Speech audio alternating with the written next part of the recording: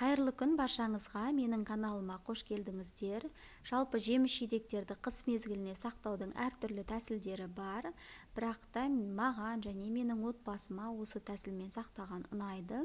Жылда қыс мезгіліне біз клубника мен малинаны осылай сақтаймыз, сол тәсілмен сіздермен бөліскелі отырмын. Клубника мен малинаны жақсылап тазалап алып, міндетті жуамыз. Және де әрбір килограммға мен жарты килограмм секерден қостым. Егер де сіздерге секер көп болып тұрса, онда аз қоссаңыздар болады. Мен клубниканы ешқандай тураған жоқпын. Маған бүтіндей тұрған ұнайды, сондықтан мен езіліп кетпесін деп ақырындап төменнен жоғары қарай араластырдым. Және де міндетті түрде клубниканы мезгіл-мезгіл араластырып отырамыз. Себебі секері түбінде қалып қоймас үшін, толықтай еру үшін мезгіл-мезгіл араластыруды ұмытпаңыздар. Малинаны дәл солай 1 килограммына жарты килограмм секерден қосып, жақсылап тұрып араластырып аламын.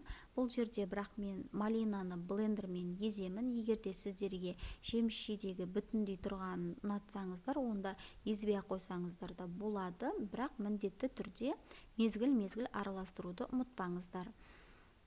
Ал бұл жерде мен блендермен езгендіктен секері оның еріп кетті, сондықтан осындай арнайы ыдыстарға құйып аламын. Ал клубниканың толықтай секері ерігенге дейін араластырып, содан кейін барып ыдыстарға құйып аламын. Жалпы осындай ыдыстарға сақтаған ыңғайлы, керек кезінде алып тек шетінен қолдана бересіз. Міндетті түрде осы тәсілмен сақтап көріңіздер.